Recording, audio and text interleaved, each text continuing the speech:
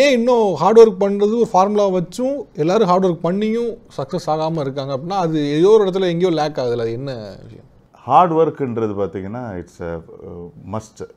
எந்த துறையில் நம்ம இருந்தாலும் என்ன தொழில் செஞ்சுட்டு இருந்தாலும் உழைப்பை போட்டால் மட்டும்தான் அதில் ஜெயிக்க முடியும். உழைப்பை மட்டும் போட்டால் போதுமா அப்படின்னா இல்லை, அதுக்கு நான் வரேன்.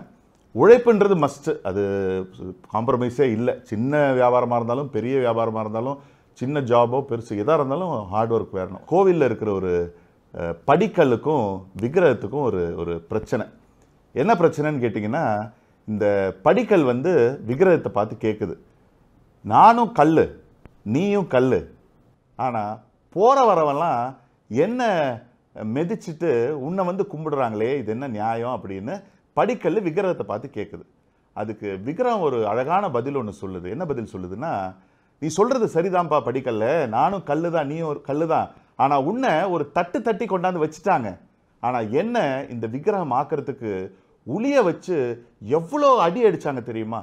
அவ்வளோ அடி நான் வாங்கினதுனாலையும் அவ்வளோ வலி நான் தாங்குனதுனாலையும் தான் இன்றைக்கி உலகமே என்னை கும்பிடுது அப்படின்னு பதில் சொல்லுது விக்கிரகம். அதனால் உழைப்பு ஹார்ட் ஒர்க்குன்றது அது ஸ்போர்ட்ஸாக இருக்கட்டும், இல்லை பிஸ்னஸாக இருக்கட்டும், இல்லை ஜாபாக இருக்கட்டும், எந்த துறையாக இருந்தாலும் எந்த தொழிலாக இருந்தாலும் உழைப்பு இல்லாமல் ஜெயிக்க முடியாது. ஆனால் ரொம்ப அருமையான ஒரு விஷயத்தை நீங்கள் கேட்டீங்க, உழைக்கிறவங்க எல்லாரும் ஜெயிக்கிறது இல்லை.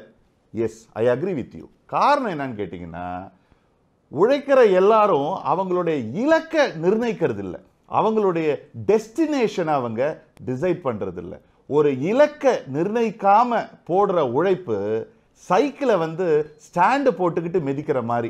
நம்ம சைக்கிளை ஸ்டாண்டு போட்டுக்கிட்டு மிதிச்சா என்ன ஆகும்? டயர்டாகிடுவோம், வயசாகிடும், ஆனால் அங்கேயே தான் இருப்போம், எங்கேயுமே போயிருக்க மாட்டோம். இலக்கை நிர்ணயிக்கணுங்க. இப்போ நீங்கள் காலையில் வீட்டை விட்டு கிளம்புனீங்க, என்ன இந்த ஆஃபீஸ் வரணும்னு முடிவு பண்ணி தானே நீங்கள் கிளம்புனீங்க. சப்போஸ் நீங்கள் எங்கே போகணுன்னே முடிவு பண்ணாமல் உங்கள் வீட்டை விட்டு கிளம்பியிருந்தா என்ன ஆயிருக்கும் சொல்லுங்களேன்? வாண்டர் பண்ணிட்டு இருந்திருப்பீங்க, சுற்றி அங்கேயே தான் இருந்திருப்பீங்க, எங்கேயுமே போயிருக்க முடியாது. அதே மாதிரி தான் இன்னைக்கு வெற்றியாளர்கள்லாம் பார்த்தீங்கன்னா, அவங்க கிளியராக அவங்களுடைய டெஸ்டினேஷனை டிசைட் பண்ணி வச்சுருப்பாங்க. நீங்கள் லாஸ்ட் இன்டர்வியூவில் கூட ஒரு கேள்வி என்கிட்ட கேட்டீங்க, உங்களுக்கு ஞாபகம் இருக்கான்னு தெரியல, உங்களுடைய ப்ளூ பிரிண்ட் என்ன அப்படின்னு கேட்டீங்க. நான் உங்ககிட்ட அடுத்த 10 வருஷத்தில் நான் எங்கே இருக்க போகிறேன்றதை ஆல்ரெடி டிசைட் பண்ணிட்டேன்னு நான் உங்ககிட்ட சொன்னேன். ஒரு 2-3 விஷயங்கள் தான் உங்க கூட ஷேர் பண்ணேன். பட் கம்ப்ளீட் ப்ளூ பிரிண்ட் நான் ரெடி பண்ணியிருக்கேன். அந்த மாதிரி ப்ளூ பிரிண்ட்டு ரெடி பண்ணணும். என்ன உழைப்பை போட்டாலும் ப்ளூ பிரிண்ட் இல்லாமல், இலக்கை நிர்ணயிக்காமல் நம்ம டெஸ்டினேஷனை ரீச்சே பண்ண முடியாது.